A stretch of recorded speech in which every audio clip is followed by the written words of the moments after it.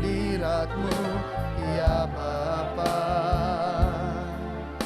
Segala keangkuhanku hilang di hadapan hadirat-Mu, ya Bapa.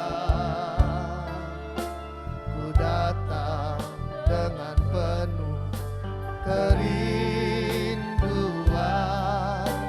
di hadapan hadirat-Mu, ya Bapa.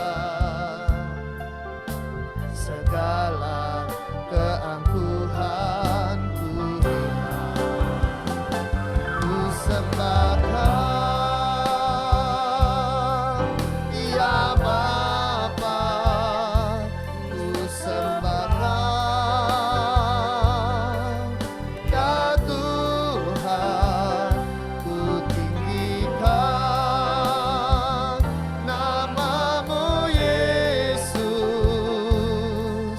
Dalam hidupku selalu ku sembah Kau, ya Tuhan. Ya Bapa, ku sembahkan, ya Tuhan. Ku tinggikan nama-Mu, Yesus. Dalam hidupku kami sembah Engkau, Tuhan. Ya Bapa, ku sembahkan, ya Tuhan. Ku tinggikan nama-Mu, Yesus. Dalam hidupku selalu sembah Dia. Haleluya. Ya Bapa, ya Aba. Selama kami hidup, kami bernapas, ya Tuhan, kami terus memuji Engkau, ya Tuhan. Untuk kami, ya Tuhan, seperti Musa Kau bawa kami berjalan lebih maju lagi.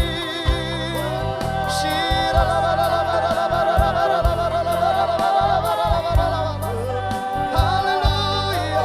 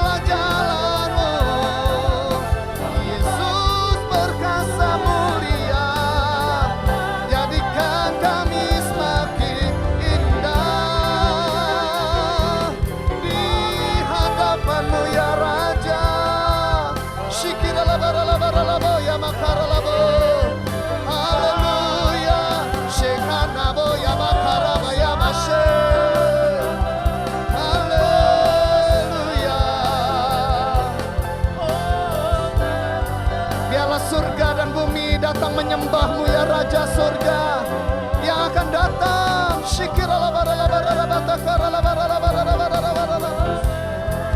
Haleluya, syakana waralabo. Haleluya, ku sembahkan ya Bapa, ku sembahkan ya Tuhan, ku tinggikan namamu Yesus dalam hidupku, dalam hidupku. Pandang dia saat ini, ku sembahkan.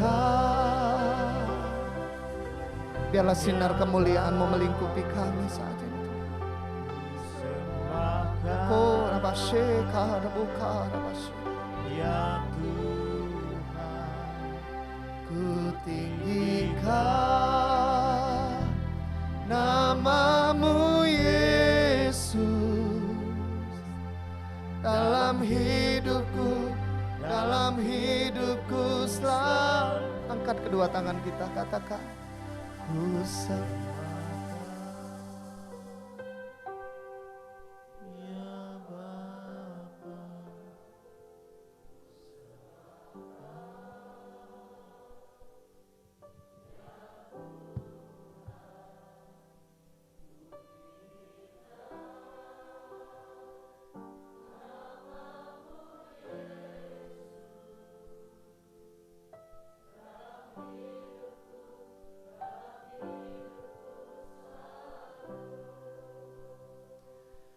Ku sembahkan,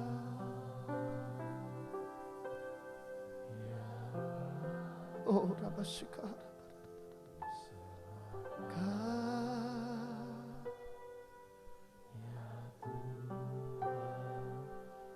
ku tinggikan namamu Yesus dalam hidupku, dalam hidupku selalu.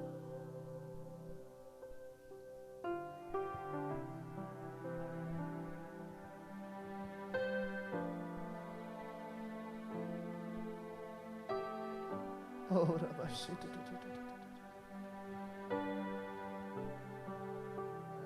oh Rabashi, oh Rabasha, oh Rabashi.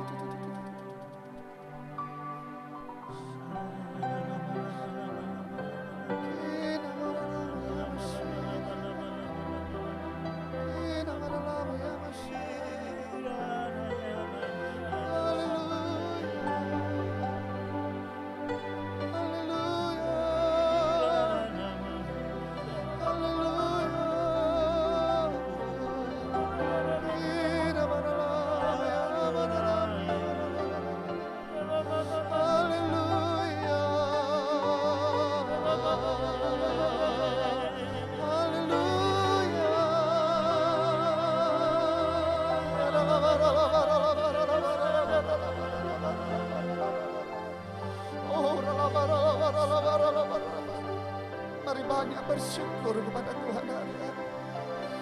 Ada kuasa ucapan syukur. Terima kasih. Terima kasih sampai hari ini Kau menuntun gereja ini lebih dahsyat lagi ya Tuhan. Kami bersyukur ya Tuhan. Engkau menuntun anak-anak-Mu sampai hari ini dapat berdiri semua karena anugerah-Mu ya Tuhan. Oh Ramashika,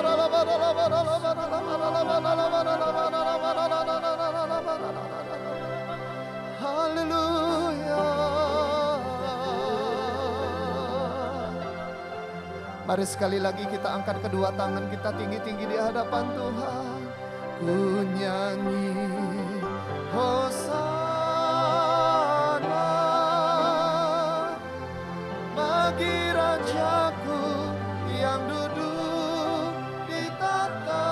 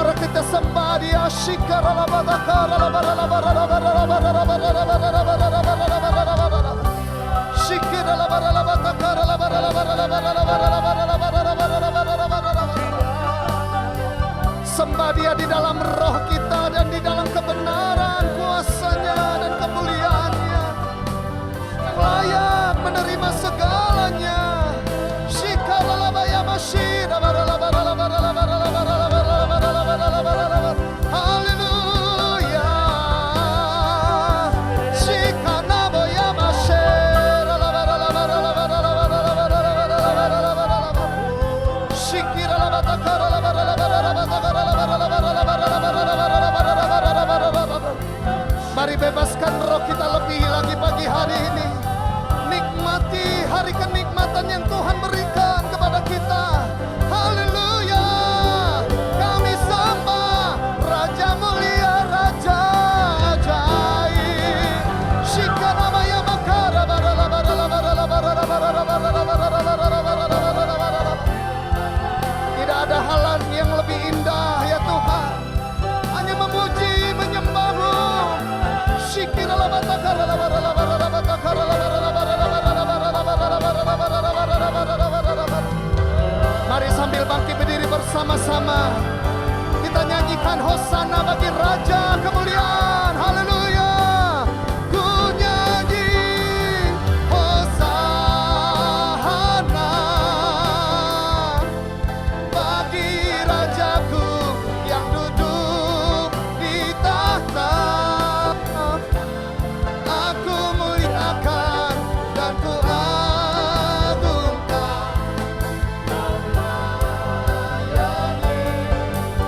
Kami nyanyi hosana bagi Tuhan.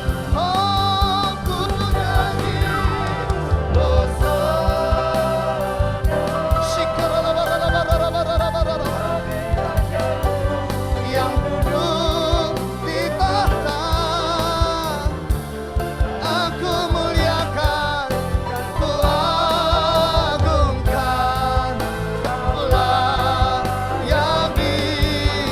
Engkau yang layak disembah selama-lamanya. Kaulah yang disembah. Katakan, kaulah yang disembah.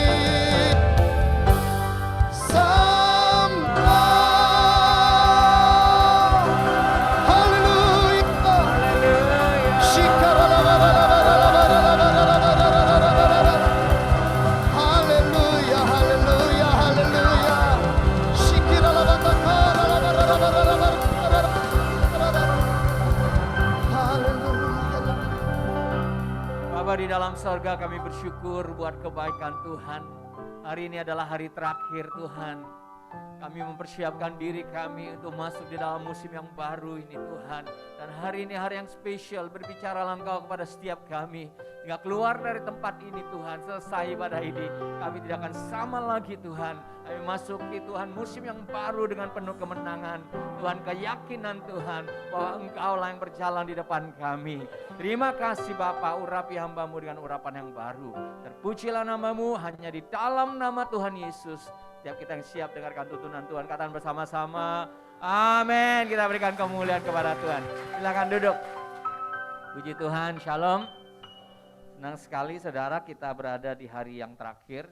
Saudara, hari ini sangat spesial khususnya bagi orang Yahudi di seluruh dunia, saudara. Karena ini menjadi hari yang paling suci dari kalendernya Yahudi. Nah, untuk mempersingkat waktu, saya mau saudara lihat ini. Nah, saudara lihat, jadi apa yang kita rayakan ini bukan kita mengikuti ikut-ikutan orang Yahudi punya, saudara. Kita harus punya dasar yang kuat. Bahwa kita ini mengikuti apa yang Alkitab itu sedang ajarkan. Karena hari-hari ini, saudara, kita sedang menggali kembali warisan yang sudah tenggelam ribuan tahun. Karena sebelum kedatangan Tuhan, Tuhan bilang segala sesuatunya harus dipulihkan. Nah, ini masa pemulihan itu. Jadi kita bersyukur sama Tuhan kalau kita bisa mengikutinya dan kita bisa mendengarkan, lalu kita akan masuki tahun yang baru ini dengan penuh kemenangan. Amin. Nah, saudara lihat ini kalender Alkitab yang diikutin oleh orang Yahudi.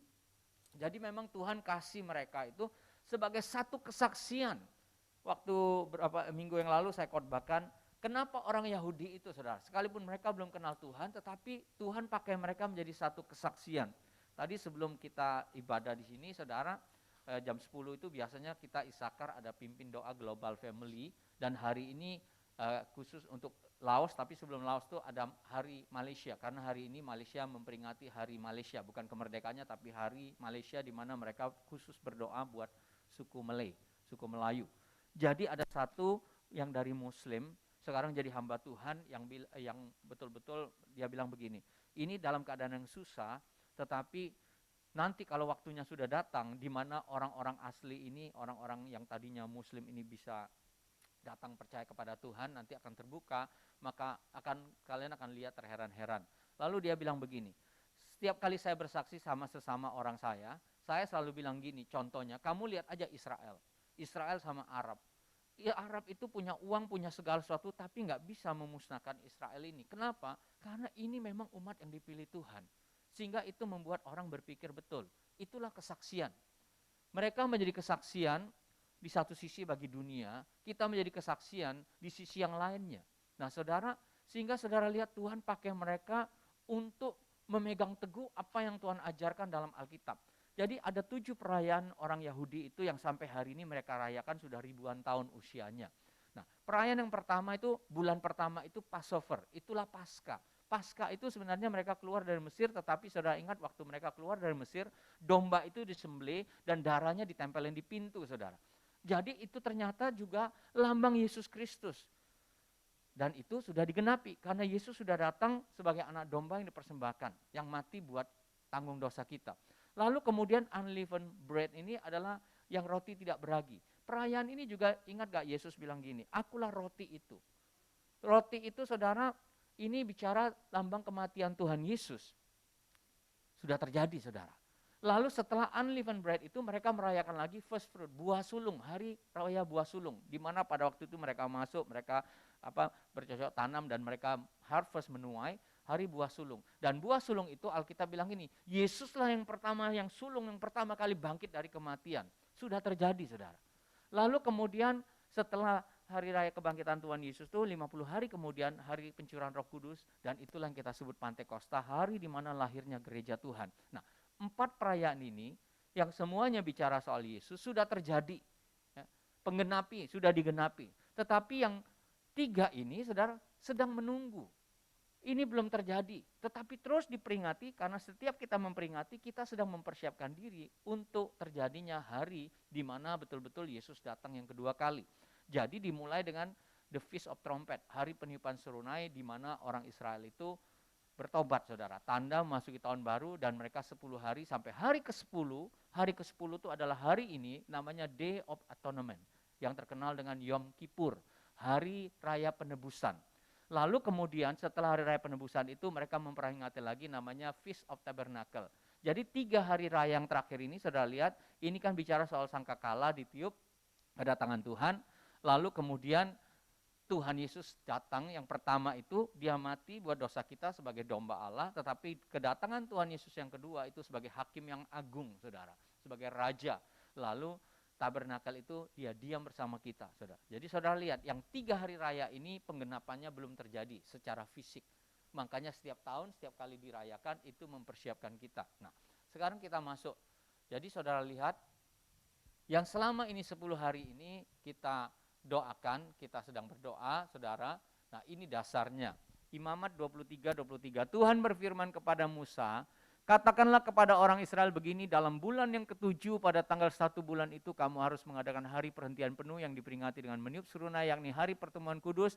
Janganlah kamu melakukan suatu pekerjaan berat dan kamu harus mempersembahkan korban api-apian kepada Tuhan. Jadi mereka merayakannya bulan ke-7 itu tahun baru mereka, Rosh Hashanah. Rosh Hashanah itu artinya kepala tahun. Artinya yang memimpin di tahun itu. Jadi itulah tahun barunya Yahudi, tahun barunya yang Alkitab, saudara, yang kita ikutin. Nah, 10 hari kita ada pada hari ke-10 sekarang ini. Ini namanya Yom Kippur.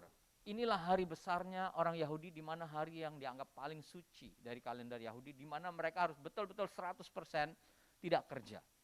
Lalu saudara kalau baca, kemarin kita pernah baca, di mana pada hari ini akan tetapi pada tanggal 10 bulan itu, di bulan ke-7 pada hari pendamaian, kamu harus mengadakan pertemuan kudus dan harus merendahkan diri dengan berpuasa dan mempersembahkan korban api-apian kepada Tuhan. Pada hari itu janganlah kamu melakukan suatu pekerjaan, itulah hari pendamaian untuk mengadakan pendamaian bagimu di hadapan Tuhan Allahmu. Karena setiap orang yang pada hari itu tidak merendahkan diri dengan berpuasa harus dilenyapkan dari antara orang-orang sebangsanya. Jadi kalau enggak ikut puasa pada hari ini dikatakan harus dilenyapkan. Kenapa saudara? Kalau kita baca nggak ngerti latar belakangnya, kita pikir, oh ini ada apa hari ini? Kok semua orang diharuskan? Jadi saudara lihat, saudara harus tahu, semua yang di perjanjian lama itu adalah persiapan, itu adalah bayangan tentang Tuhan. Jadi perjanjian lama itu adalah dasar kita orang Kristen. Nggak bisa kita bilang kita orang perjanjian baru, perjanjian lama tidak berlaku. Siapa yang bilang? Perjanjian lama sama perjanjian baru itu harus sama-sama, karena itu dasarnya. Jadi Tuhan punya alasan kenapa orang gak ikut puasa itu dilenyapkan. Tidak merendahkan diri pada hari Yom Kippur dilenyapkan. Karena ini hari yang Tuhan sudah siapkan untuk apa? Ini namanya hari penebusan. Nah, Yom Kippur itu the day of atonement. Saudara kalau buka di dalam bilangan Imamat 16, saudara buka Alkitab dulu sambil saya terang, saudara lihat. Di dalam Imamat 16, di situ ada judulnya Hari Pendamaian, Hari Raya Pendamaian. Jadi saudara bayangkan, ribuan tahun yang lalu Tuhan sudah siapkan hari itu sampai hari ini mereka rayakan. Apa yang dimaksudkan dengan hari pendamaian itu? Itu adalah hari penebusan dosa. Di mana mereka orang Yahudi ini mereka punya pengertian gini.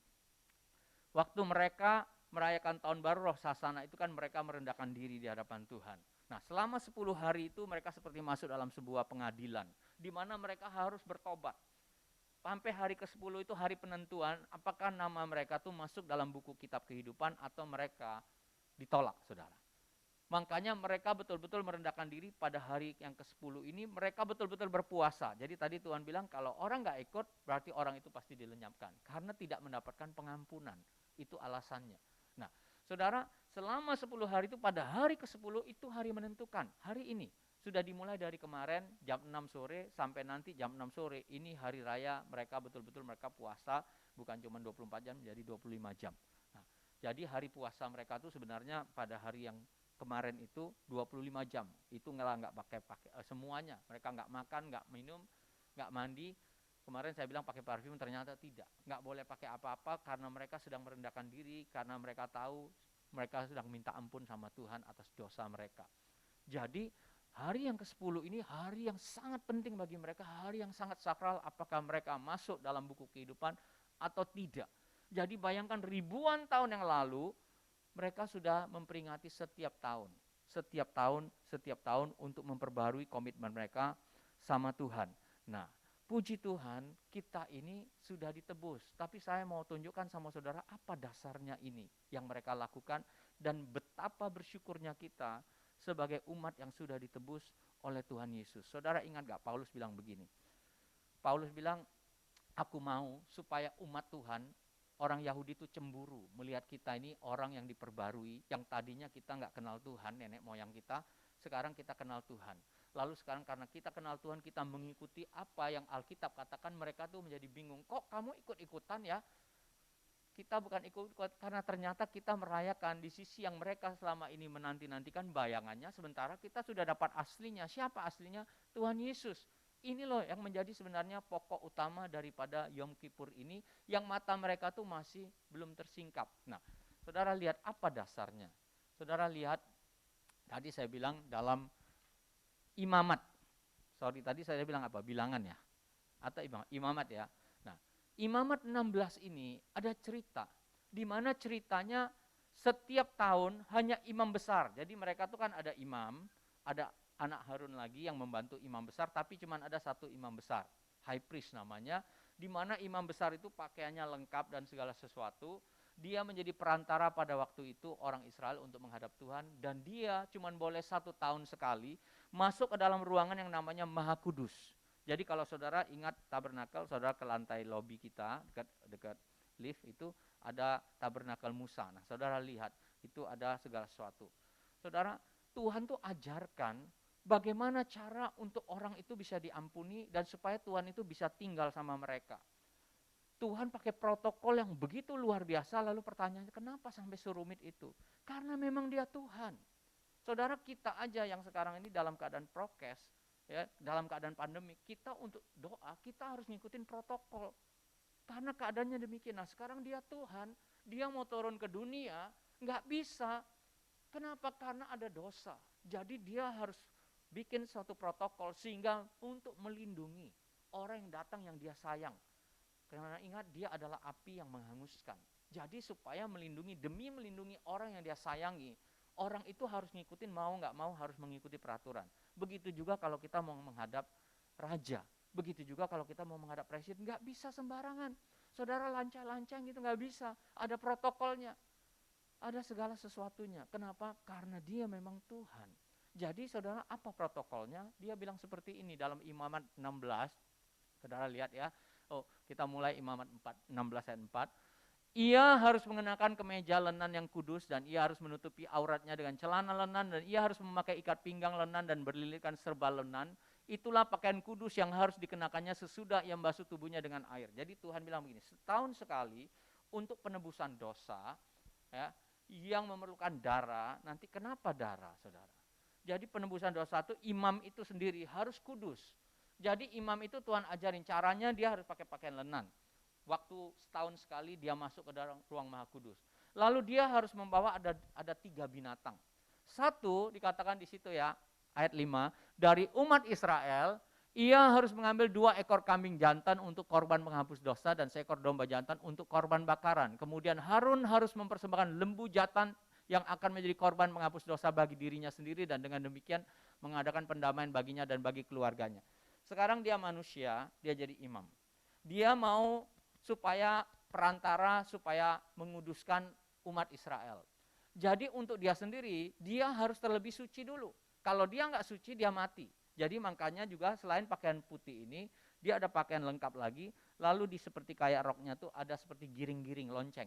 Lonceng-lonceng itu tugasnya waktu dia masuk ke dalam ruang Maha Kudus, kalau dia ada dosa, nggak beres hidupnya, maka dia langsung mati.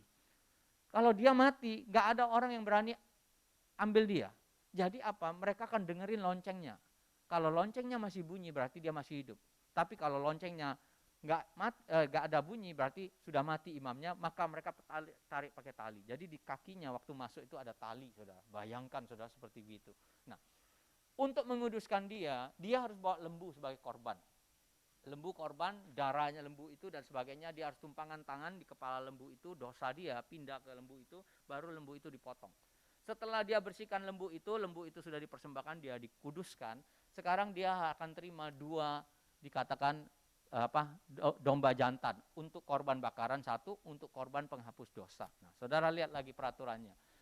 Ayat 29. Inilah yang harus menjadi ketetapan untuk selama-lamanya bagi kamu, yakni pada bulan yang ke-7 pada tanggal 10 bulan itu kamu harus menundukkan diri dengan berpuasa. Jadi hari ini ternyata dari imamat sudah dikasih perintah. Jadi inilah hari peringatannya di mana peristiwa ribuan tahun yang lalu itu terjadi, di mana imam itu masuk, dia sedang mengadakan satu pendamaian bagi dirinya dan bagi umat Israel, dan bukan cuma bagi umat Israel, bagi tanah. Nah, saudara lihat apa yang mereka lakukan. Lihat ini luar biasa sekali. Saudara, Imamat 16 ayat 7, ia harus mengambil 2 ekor kambing jantan itu dan menempatkannya di hadapan Tuhan di depan pintu kemah pertemuan dan harus membuang undi atas 2 kambing jantan itu, sebuah undi bagi Tuhan dan sebuah bagi Azazel. Saudara, jadi 1 tahun, setiap tahun itu imam ini lakukan pertama untuk pengampunan dirinya sendiri. Yang kedua dia akan terima 2 domba jantan dari Israel. Domba ini 1 untuk korban penghapus dosa yang dibakar, 1 lagi untuk korban bakaran, 1 lagi untuk korban penghapus dosa. Jadi ada 2 domba jantan. Dan hebatnya saudara, yang mana yang 1? Jadi lihat lagi tata caranya. Dan Harun, dan ayat 8, dan harus membuang undi atas 2 kambing jantan itu, sebuah undi bagi Tuhan dan sebuah bagi Azazel. Lalu Harun harus mempersembahkan kambing jantan yang kena undi bagi Tuhan itu dan mengolahnya sebagai korban penghapus dosa. Tetapi kambing jantan yang kena undi bagi Azazel haruslah ditempatkan hidup-hidup di hadapan Tuhan untuk mengadakan pendamaian, lalu dilepaskan bagi Azazel ke padang gurun. Nah, saudara lihat gambar ini, yang ada 2 kambingnya, kan dia sudah bersihkan, tadi dia untuk Imam Harun itu lembu. Lalu untuk orang Israel dan dunia itu 2 kambing ini melambangkan dosa itu. Jadi saudara, untuk menentukan 1 untuk korban bakaran, 1 untuk penghapus dosa, itu yang mana 1 kambingnya, maka diundi, dilemparkan undian yang mana 1. Saudara ingat gak, waktu Yesus itu di hadapan Pilatus, Yesus itu tanya, kamu mau lepaskan siapa? Yesus bin Barabas atau Yesus orang Nazaret? Saudara ingat peristiwa itu? Jadi saudara lihat, apa yang terjadi perjanjian lama itu cuma bayangan, terjadi yang aslinya. Dan mereka memilih siapa? Yesus Barabas. Undian itu jatuh. Waktu Yesus di kayu salib, mereka mengundi jubahnya. Jadi semua peristiwa yang perjanjian lama itu terulang, perjanjian baru penggenapannya selalu Tuhan Yesus. Jadi saudara, waktu undian itu dapat, berarti satu domba itu adalah namanya untuk penghapus dosa yang harus dibakar. Untuk korban bakaran, tapi satu domba lagi untuk penghapus dosa. Jadi kalau yang satu domba itu sekarang yang dapat undian itu menjadi korban penghapus dosa, yang satunya lagi korban bakaran, maka korban itu disembelih, ya, dipersembahkan kepada Tuhan, lalu darahnya itu dibawa lagi kembali, dipercikin ke tabut Allah di sekitarnya. Kenapa seperti itu? Saudara ingat gak? Waktu Adam dan Hawa jatuh ke dalam dosa, ya, Tuhan bilang begini, terkutuklah tanah karena kamu. Yang berdosa itu bukan cuma tanah, tetapi Adam. Karena Adam, tanah itu jadi tercemar. Jadi saudara lihat, waktu darah ini dipersembahkan, dipercikan ke kemah itu untuk menguduskan tanah itu selama 1 tahun. Saudara. Jadi orang Israel itu aman tanahnya. Karena tanahnya, kalau enggak, tanahnya akan menimbulkan sesuatu yang enggak bisa untuk kehidupan. Jadi disucikan, dikuduskan. Nah, domba yang satu lagi, saudara, untuk penghapus dosa itu, domba itu sama imam itu nanti dia akan tumpangan tangan. Saudara lihat yang tengah itu. Dia tumpangan tangan untuk mengakui dosa yang dia lakukan, yang Israel lakukan, yang semua lakukan. Dia minta ampun. Jadi saudara, dosa itu ditimpakan kepada kambing ini. Makanya kambing domba ini bukan sembarang domba, harus domba yang tidak boleh bercacat celah. Setelah domba ini dilepaskan, saudara lihat, itulah impartasi dosa semua ditimpakan. Lalu saudara lihat ada kata yang aneh. Dibilang begini, ayat 8, dan harus membuang undi dan atas kedua kambing jantan, sebuah undi bagi Tuhan dan sebuah bagi Azazel. Kalau saudara cari, apa maksudnya Azazel itu? Cari di dictionary yang asli untuk Hebrew punya. Ternyata Azazel itu terjemahan dari kata scapegoat. Apa itu? Kambing hitam. Jadi saudara lihat, ternyata peristiwa yang namanya kambing hitam yang kita selalu melimpahkan kesalahan, gak mau kita ini disalahkan, kita selalu cari orang untuk disalahkan, itu sudah terjadi ribuan tahun yang lalu. Saudara lihat, itulah mula scapegoat. Jadi domba ini jadi artinya begini, di dunia ini tidak ada yang gratis. Kalau orang membuat dosa, saudara, dosanya tuh gak hilang, tapi harus ada orang yang menanggungnya.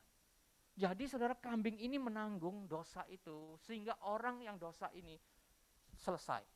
Lalu kambing ini akan dibawa oleh imam itu, saudara lihat peristiwanya, lalu Harun harus mempersembahkan kambing jantan kena undi, yang ada korban bakaran itu, bagi Tuhan itu mengolahnya sebagai korban penghapus dosa, tetapi kambing jantan yang kena undi bagi Azazel haruslah ditempatkan hidup-hidup di hadapan Tuhan untuk mengadakan pendamaian, lalu dilepaskan bagi Azazel ke padang gurun.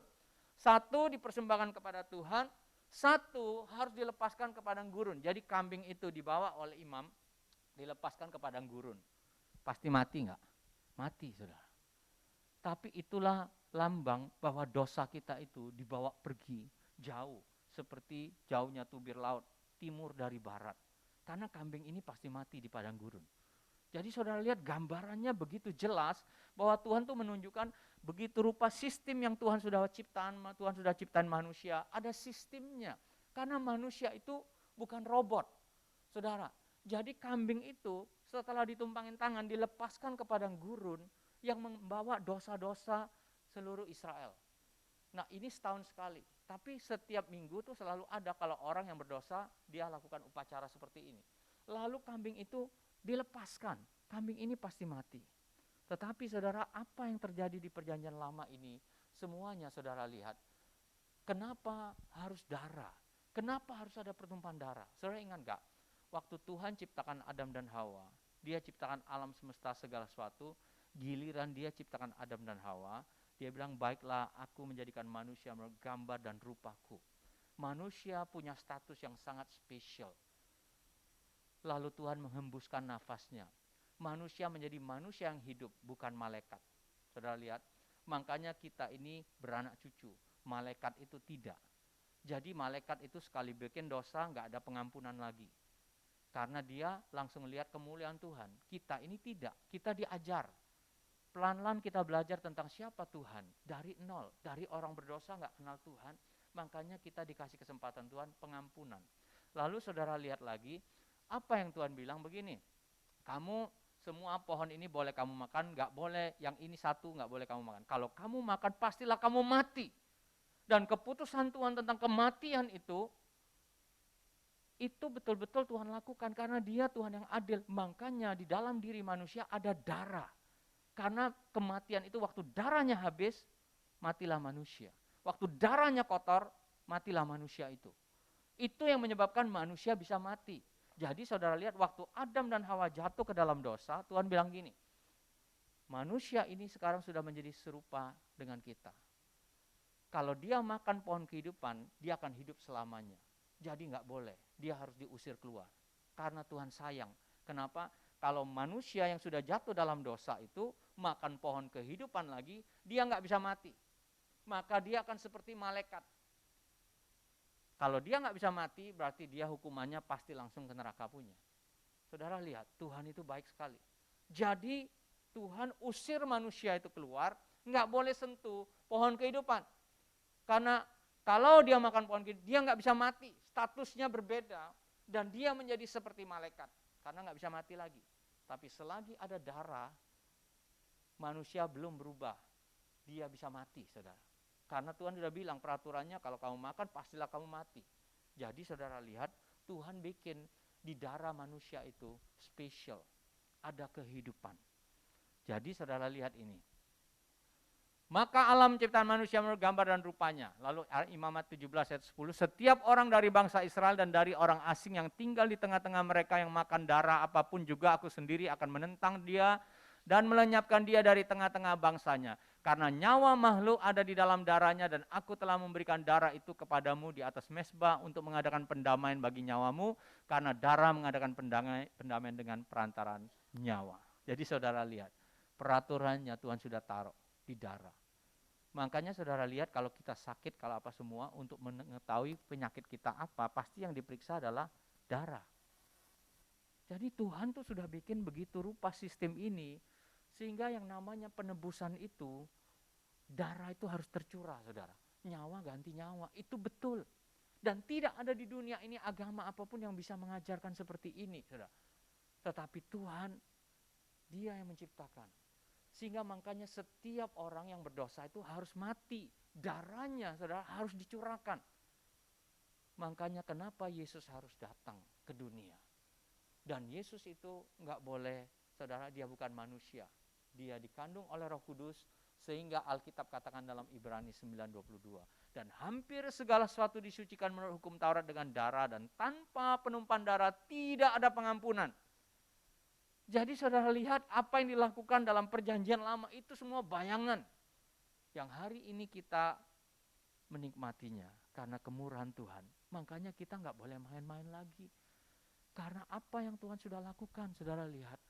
Nggak ada darah, nggak bisa kita diampuni. Jadi orang bilang kamu bisa diampuni dengan kamu berbuat baik. Nggak bisa, saudara. Harus ada darah, nyawa ganti nyawa. Karena itu peraturan yang Tuhan sudah bikin. Dia sudah bikin undang-undangnya. Jadi, saudara kalau baca kitab Ibrani, di situ dijelaskan.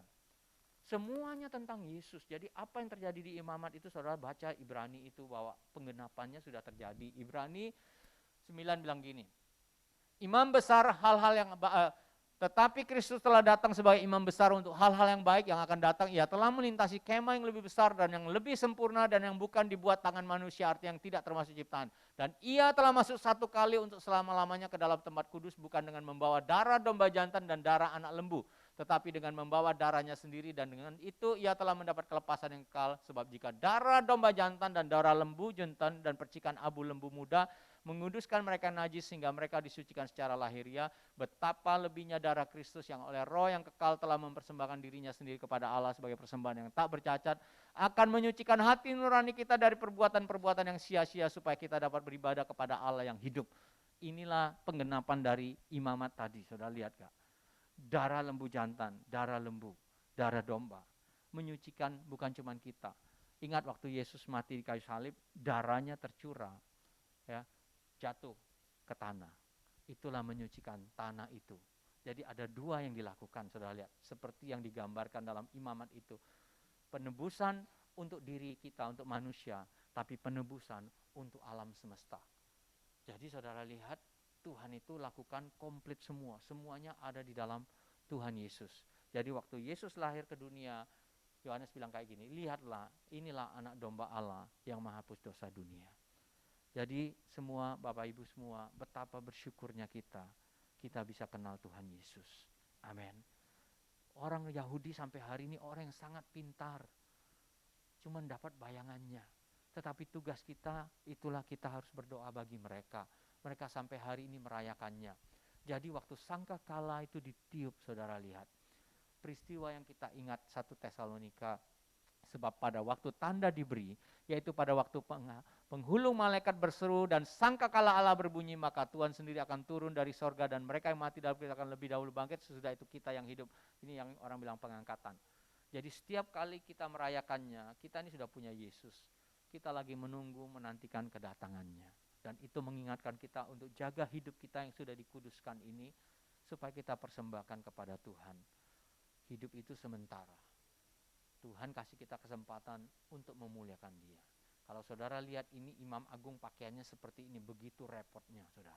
Tapi semuanya harus, karena itu Tuhan. Dia bikin peraturannya.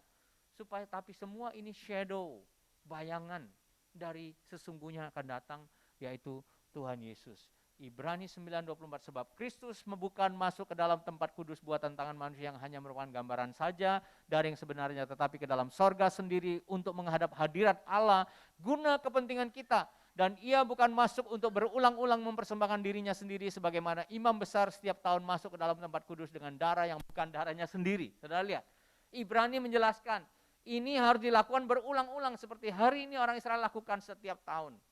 Tapi Yesus sudah lakukannya sekali. Untuk menyucikan kita semua waktu kita menjadi orang percaya. Amin. Jadi hari ini kita akan tutup, kita punya doa kita memasuki Rosh Hashanah ini tahun 5782. Nah, kita mau nanti berdoa, saudara lihat, untuk orang Yahudi.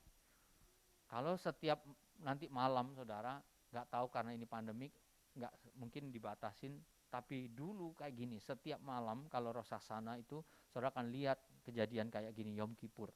Semua mereka datang, inilah namanya tembok ratapan. Ini adalah bagian yang paling ada dari bait Allah yang sudah roboh. Tinggal ini sisanya. Nah di atas itu masjid, saudara. Itu cerita lain lagi. Saudara. Tapi ini kalau pada waktu Yom Kippur ini mereka akan datang ke tempat yang paling suci menurut mereka ini, saudara. Dan mereka betul-betul merendahkan diri, minta pengampunan kepada Tuhan. Saudara lihat ini dilakukan ribuan tahun. Ini bayangannya yang mereka nggak menyadarinya kalau Yesus sudah datang, Mesias itu. Nah, kita berdoa biar kita bisa nanti lepaskan berkat ke atas mereka supaya mereka bertobat. Ya.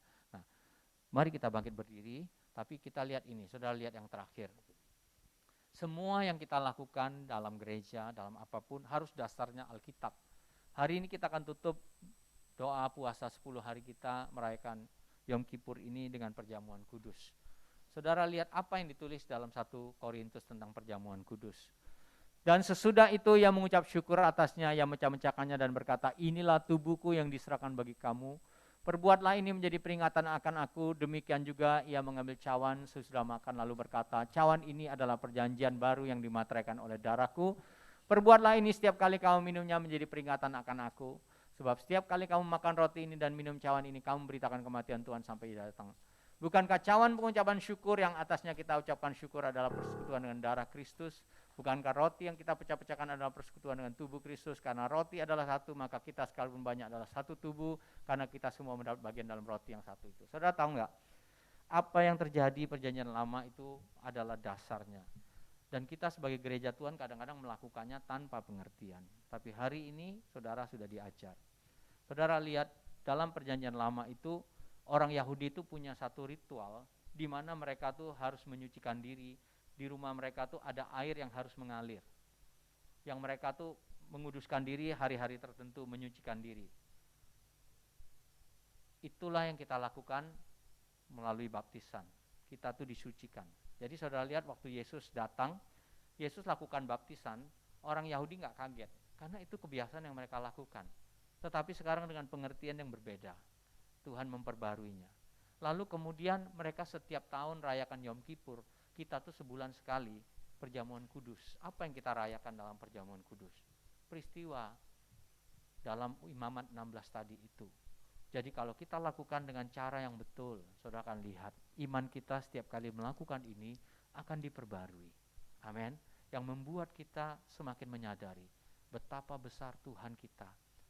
Kita ini orang berdosa, tapi kita diperbarui dan diberi kesempatan oleh Tuhan. Amin. Saudara lihat dosa kita yang ditanggungnya. Tadi saya bilang gak ada yang gratis. Saudara gak bisa bikin dosa lalu cucinya dengan berbuat baik, gak bisa. Karena kita tetap orang berdosa. Kalau baik memang harusnya kita baik sebagai manusia. Jadi nggak bisa, saudara. Semuanya ada harga yang harus dibayar. Jadi Tuhan Yesus lakukan kedua-duanya. Bayar harga buat kita, bayar harga buat dunia ini. Sehingga Tuhan mau memakai kita melalui hidup kita, saudara, rumah tangga kita dipulihkan, usaha kita dipulihkan, kita menjadi orang yang diberkati, dan dengan berkat itu kita kembalikan lagi untuk alam ini, untuk kota kita, supaya kota ini diberkati lagi. Jadi saudara lihat, Tuhan punya rencana atas hidup kita.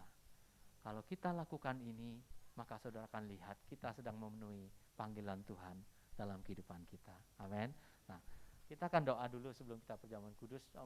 Kita doa buat orang Yahudi. Kita angkat satu lagu, Matius ini. Saya boleh panggil dia Rabi Matius. Dia ini jago sekali dalam tips shofar, dalam banyak hal Yahudi. Saya pernah kirim dia 2 minggu ya Matt ya, di Israel. Jadi luar biasa, harusnya lebih lama lagi saudara. Biar dia betul-betul saudara menjadi penyambung, menjadi berkat. Mungkin kita nyanyi angkat lagu satu. Doa buat damai di Yerusalem. Buat damai di Yerusalem. Doa buat damai di Yerusalem. Yerusalem penuh damai.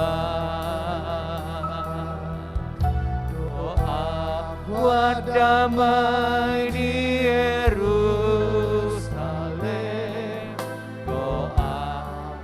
damai di Yerusalem. Doa buat damai di Yerusalem. Yerusalem penuh damai. Shalom, shalom, shalom.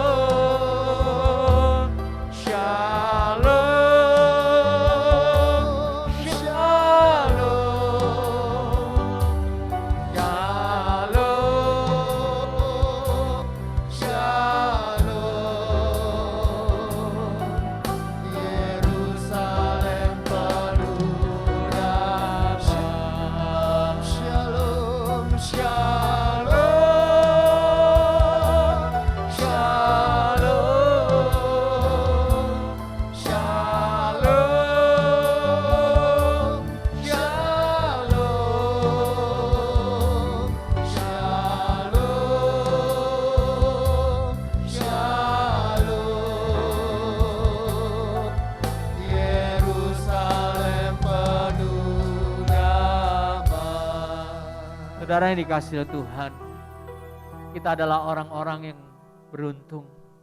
Kita dipilih oleh Tuhan. Kita sudah terima keselamatan itu. Dan Yesus menjadi Tuhan, Raja kita yang mulia. Tetapi umat pilihan Tuhan ini yang sudah mempertahankan tradisi yang begitu lama, ribuan tahun, sampai kita bisa belajar dari kehidupan mereka tentang Yesus. Sementara mereka masih hidup dalam bayang-bayang, mengharapkan Mesias itu pengampunan yang setiap tahun mereka berulang-ulang melakukannya. Saya percaya hati Bapa di surga pun hancur, sedih. Tapi Tuhan itu bukan Tuhan yang suka memaksa. Tapi ada janji Tuhan dalam Roma 11 yang berkata suatu hari nanti akan ada pertobatan bagi bangsa pilihan Tuhan ini, keturunan jasmani Abraham. Mereka akan datang kepada Tuhan. Tapi saudara juga harus ingat bahwa kalau mereka datang kuotanya sudah penuh, maka tertutuplah kasih karunia itu. Kedatangan Tuhan akan terjadi. Jadi Kekerasan hati mereka membuat kita orang-orang yang tidak kenal Tuhan, orang-orang Gentile, orang-orang yang bukan orang Yahudi bisa berbondong-bondong datang kepada Tuhan. Ini menjadi kesempatan yang Tuhan berikan. Tapi kita juga berdoa hari ini supaya umat pilihan Tuhan ini matanya terbuka. Sekarang sudah banyak, di Israel sendiri sudah puluhan ribu Messianic Jews, orang-orang yang percaya kepada Yesus. Dan biar melalui perayaan tahun ini 5782 semakin banyak lagi mereka boleh disingkapkan tentang apa yang mereka lakukan, pengampunan yang mereka mohonkan sudah terjadi karena Mesias itu sudah datang, domba itu sudah dikorbankan buat mereka. Dan kita angkat tangan kita, saya undang Matius untuk pimpin kita dalam berdoa. Mari kita berkatin umat pilihan Tuhan, kita angkat tangan kita. Boleh tayangannya ditayangkan.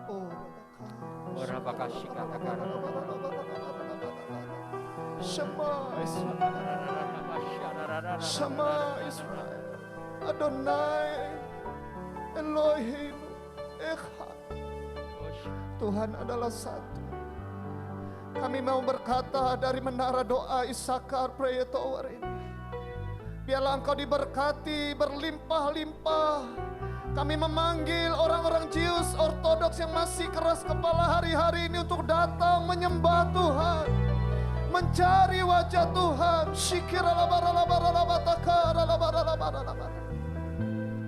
Kalau mereka berkumpul hari ini Tuhan di tempat ini, di tembok ratapan, biarlah mereka bertemu dengan Allah segala Allah, Tuhan segala Tuhan, Raja segala Raja. Mereka menemukan janji yang sebenarnya ya Tuhan, bertemu dengan Mesias yang sebenarnya di dalam nama Yesus Tuhan. Engkau memberkati 12 suku Israel ya Tuhan yang sedang dikumpulkan kembali ya Tuhan. Biarlah segala janji-janji-Mu digenapi ya Aba ya Bapa. Berkati Messianic Jews yang ada ya Tuhan, mereka menjadi ujung tombak hari-hari ini untuk menyatakan kebenaran-Mu. Pakai setiap gereja-gereja Messianic Jews ya Tuhan, sehingga nama Tuhan dipermuliakan di Israel ya Tuhan. Kalau kami mendapat kabar jumlah kekristenan hanya sedikit, tapi kami percaya di akhir zaman janji-Mu pasti digenapi ya Tuhan di dalam nama Yesus Tuhan. Dari barat, timur, utara, selatan, seperti yang Kau sampaikan kepada hamba-Mu Pastor Niko ya Tuhan. Biarlah api Pentakosta itu datang dari Indonesia ke bangsa-bangsa dan kembali ke Yerusalem ya Tuhan. Terjadi di dalam nama Yesus Tuhan. Berkati menara-menara doa yang ada. Engkau memberkati House of Prayer for All Nation ya Tuhan. Engkau memberkati menara doa Sukat Halel. Engkau memberkati menara doa John dan Una ya Tuhan. Kami menyerahkan seluruh menara doa yang ada. Dia siang dan malam biarlah nama-Mu dipermuliakan ya Tuhan.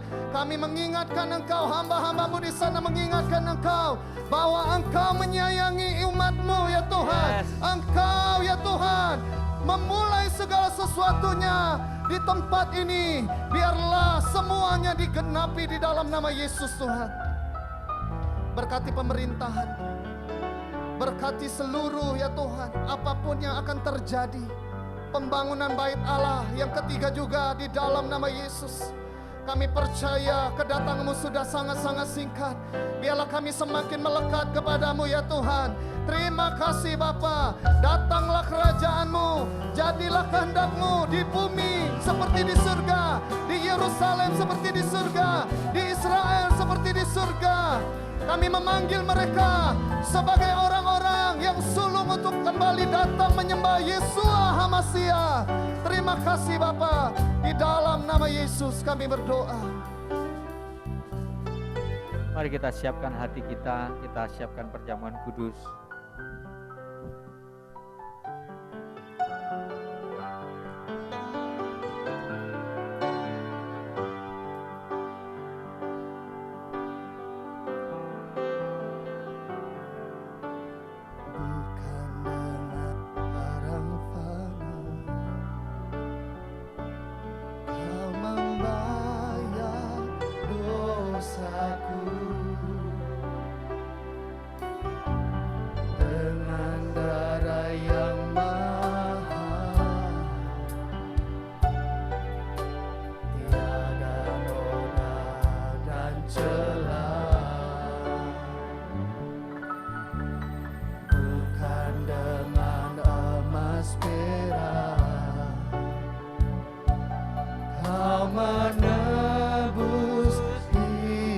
hidupku.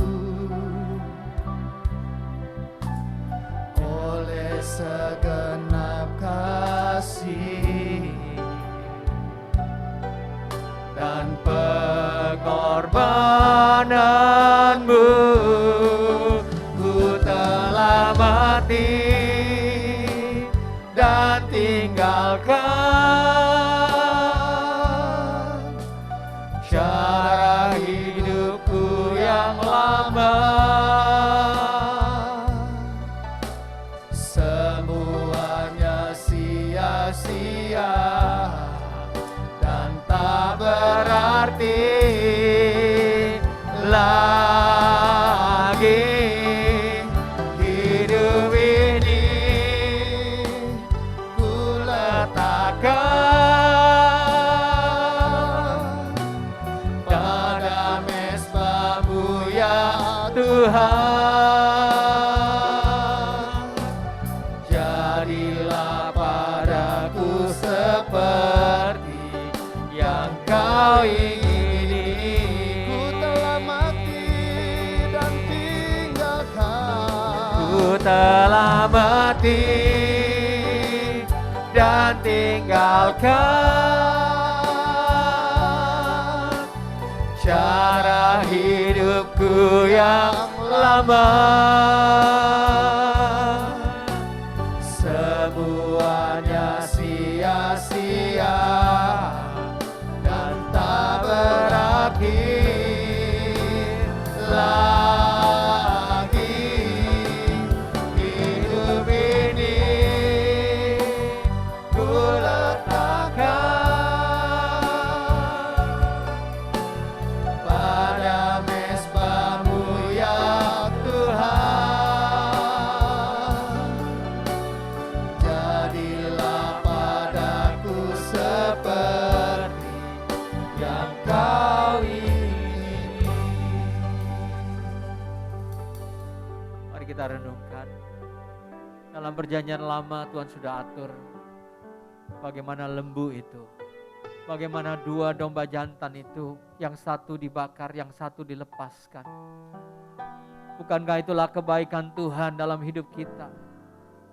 Tuhan bilang sejauh timur dari barat, Tuhan menjauhkan dosa-dosa kita. Dia tanggung segala pengalangkaran kita, supaya kita menjadi anak-anaknya, supaya kita menjadi orang yang berbapa. Kita bisa panggil Dia Bapakku di surga. Biarlah menjadi kerinduan kita sebagai anak-anak Tuhan untuk hidup berkenan di hadapan Dia. Karena Dia sudah begitu luar biasa menebus dosa kita. Bahkan Dia janji jika satu orang percaya maka sisi rumah kita akan diselamatkannya. Orang-orang yang kita cintai, Tuhan cintai juga. Mari kita angkat roti ini. Tuhan bilang waktu kamu makan ini, kamu akan mengingat inilah tubuh Kristus yang dipecah-pecahkan bagi kamu untuk pengampunan akan dosa. Supaya kita semua menjadi orang yang disembuhkan. Mari kita buka masker kita.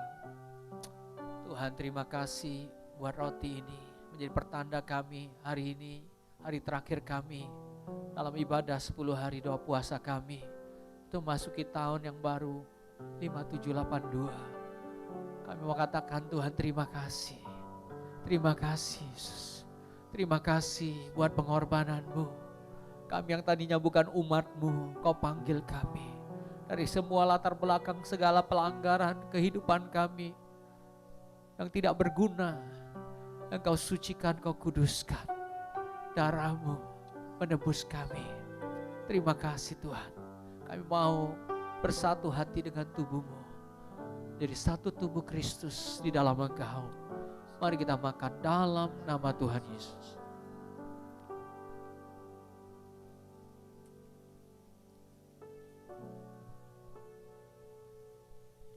Mari kita angkat cawan.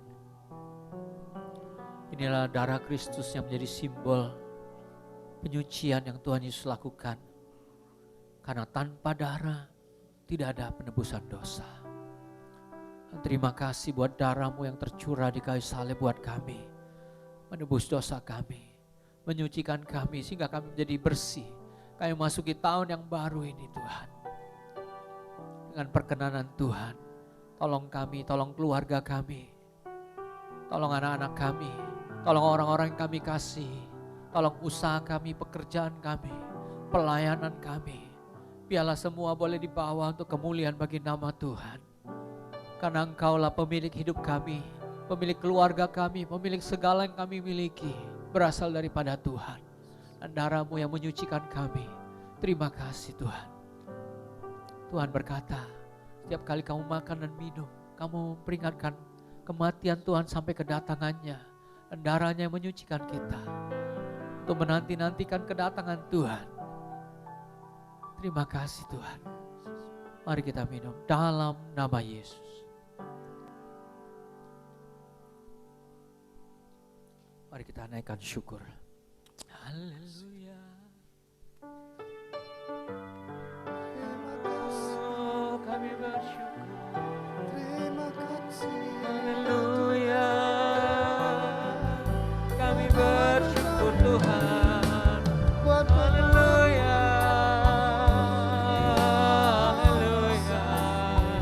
Engkau baik. Haleluya. Terima kasih. Terima kasih Tuhan. Terima kasih Yesus. Engkau baik. Haleluya. Haleluya. Haleluya. Terima kasih Yesusku.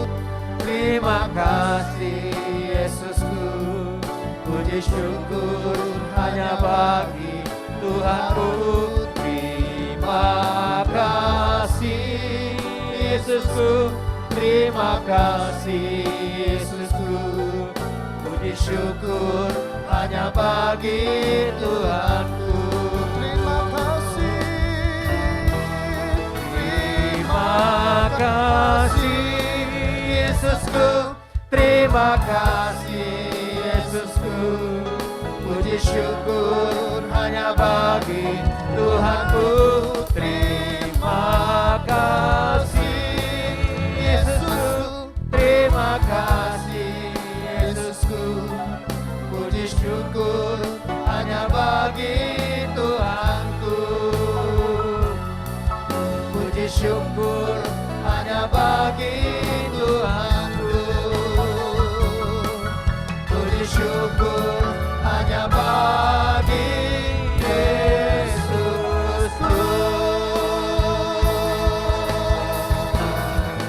Haleluya.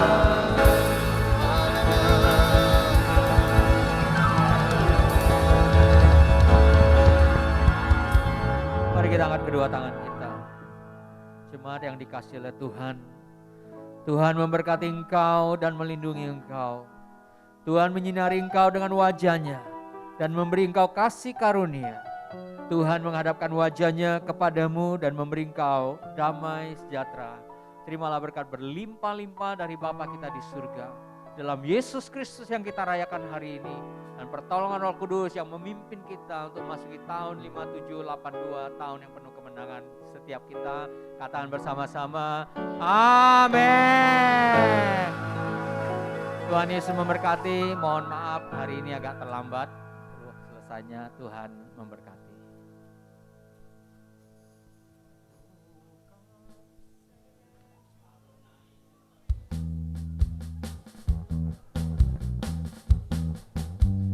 Ya Bapak Ibu Saudara, tetap jaga prokes. Makasih yang di rumah-rumah, Tuhan berkati.